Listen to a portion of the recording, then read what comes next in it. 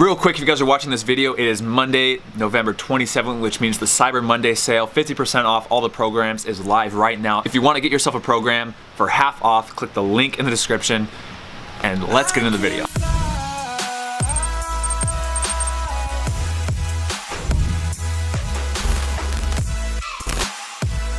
Move the pillow and just put it on the cushion. Oh, you're one of those people that says pillow? Versus... You got all your weird words from him. Versus a pillow? They make fun of me every single day because I say treadmill instead of treadmill. So if you're wondering why I'm weird, it's because of this guy. Oh, you're filming already? Yeah. What's going on, guys? Welcome to the video. So in this video, we're doing a question and answer with my mom and dad. If you're following my Become Elite Instagram, then you guys saw that I posted asking you guys to ask questions to them. If you're not following my Become Elite Instagram, I don't know what you're doing with your life. Why are you here? Why are you here? Anyway, we're just going to hop straight into it. I'm just going to start firing off questions. They have no idea what I'm going to ask. They saw the comments a little bit, but it's going to come at kind of a surprise to them. Let's get started. Did you think Matt would go this far on YouTube? Oh gosh, no. I didn't know what you were doing, to be honest. After about the 4th or 5th month and it started to grow, yeah. I thought, 4th or 5th month of when I was over in Germany, so like when I started vlogging? Once you dropped Instagram and went and focused on YouTube and saw the pickup, then yeah. Where do you see Matt in 5 years? Well, I'd like to see you still playing. Yeah. Hopefully Instagram and YouTube will keep growing. Yeah, because 5 years you still should be young enough to keep on playing soccer. You wouldn't even be 30. What is one thing you love and one thing you hate about me? Oh boy. I love your optimism and your work ethic. And hate? That's 2 things. Oh, sorry. No, it's okay. I'll keep on coming. Yeah. I would say you don't know when to stop with your jokes, and they become quite irritating. Yeah. Dragon. He knows the Dragon knows. My whole team knows. And Wes. Yeah. Dragon Especially and Wes. Conrad. Conrad commented that on the Instagram. Mm-hmm. So, what do you say? Something like, You ever get tired of pretending to like Matt's jokes? sometimes, yes. You? That 1 and 1. Oh, they definitely have to be your focus and work ethic, and probably the thing I hate is pushing it too far. I think you got in trouble your whole life of not knowing when to stop. Driving down the car when you're, in elementary school, like all I did was turn around and say, Matthew, stop. Enough. Knowing not your funny. audience. And he's gotten a lot better, believe it or not. How did you deal, or what did you think with all the times that Matt got cut from teams or didn't make a team? Did you still support him? Well, yes, we supported you. I always took a realistic thing when I'd go to watch the tryouts or be there, and I thought I could do a good job removing the kid bias, separating, oh yeah, he's my son and he's the greatest. So I thought I could do a good job looking out there saying, where does he stand in the middle of the pack, or is he at the bottom end of the pack? So when he got cut or didn't make the A team, I could rationalize it was based on the team already being picked, and they didn't want to move players around. How was he able to study as well as play football? So how did I balance that in school when I was doing high school or in college? I guess you guys didn't see me in college much, but how did I do that in high school? You always, even in elementary school, you came home, elementary school especially, came home, had a quick snack, did your homework first thing. Get the homework out of the way right away. So then it's off your back, you don't have to worry about it, and you went and played soccer or whatever you did. But I think getting it done first, so you're not doing any last minute work, was your key. How many hours per week did I train in high school? Well, remember, this is the most incredible thing. Freshman year, I think, in high school, we weren't into the athletic club that was right by the high school. So you would get on the train, 45-minute ride to the athletic center to work out, and then I would go pick you up after. And then I would come home, I'd eat a snack or dinner, and then go off to training and come back, and it'd be like 9:30 at night, 10 at night, and then I would go, okay, I got 30 minutes to do my homework real quick. Yeah, but as far as hours, It was like 3 a day, 6 days a week. 3 hours a day, 6 days a week, yeah. I remember too, there'd be times where, like my senior year, when I had an easy course load, and I had like straight A's my senior year, like a 3.8 my senior year or something, and I wasn't doing that much homework. I would just train, play soccer, and then come home because I had a free period, I had a teacher's assistant period, I had such an easy course load, and you were like, Matthew, if your grades aren't good and you've been slacking off and training and playing this much, there's gonna be consequences. Yes. And then I still had good grades. What was Matt's diet and sleep like as a kid? Slept well as a baby and as a kid, but then when you were up, it was like, whoa, crazy. And then eating, always loved fruit, still loved your desserts, but basically it was pretty healthy eating and pretty regular eating. What was Matt's personality as a teenager? Also, was he obsessive over soccer and training compared to other things? Hasn't changed. Yes. Short and simple. Was Matt lazy when he was younger? No. No. Are you happy that Matt is a professional athlete, or do you ever forced him to find a real job? Oh yeah, of course happy. Very proud of the fact that he's a pro soccer and he's continuing to try to strive for his dreams, because as you all know, in soccer and any sports, there's the roller coaster ride.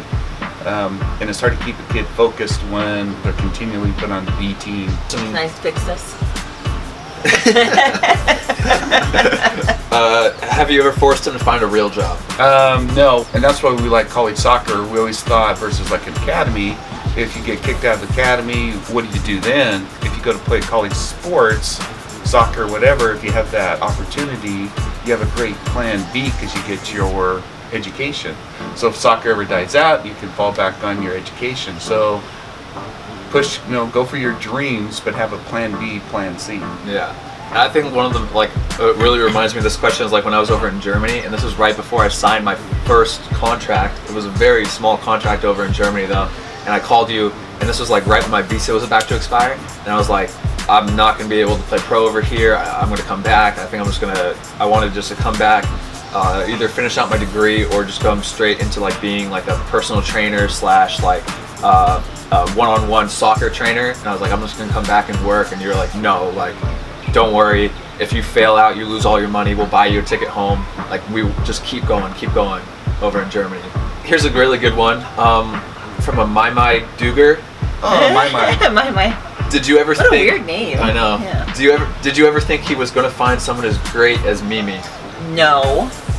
Never. Never. He loved me. I don't know how anyone has the patience To deal with me? to deal with you. Was Matt a very serious kid or a joking kid growing up? Oh, extremely serious.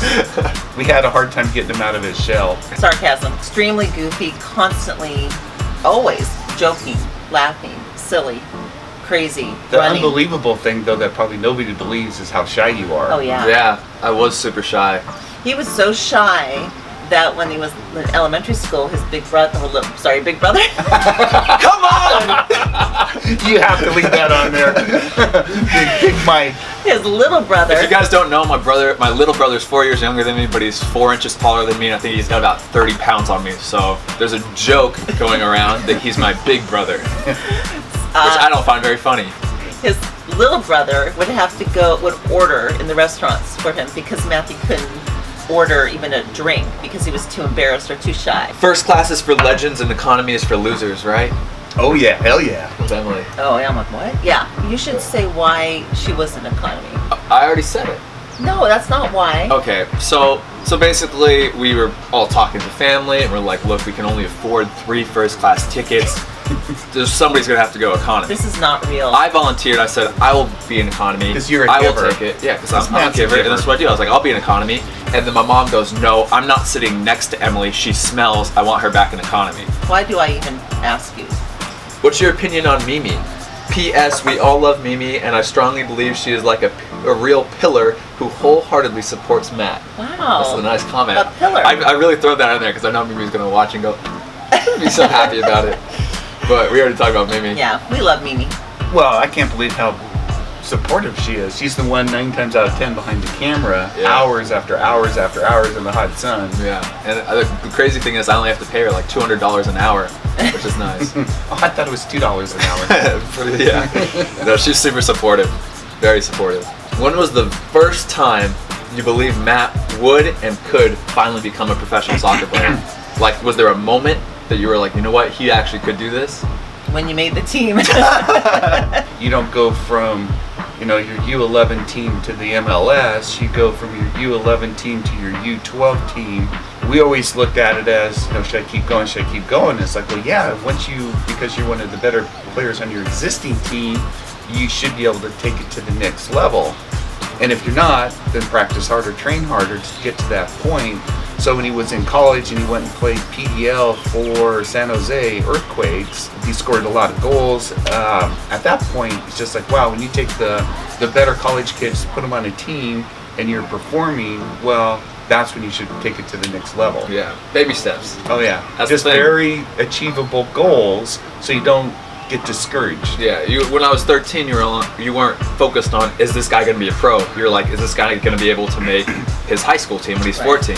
What is Matt like behind the camera? Exactly the same. Calm, doesn't talk, Reserved. doesn't cause any problems. What you see in front of the camera is the way he is behind the camera. How did you react when Matt first signed his first professional contract? I mean, just super excited. Going back to the roller coaster, you get so excited that it's just a huge, even for the parents, it's a huge roller coaster.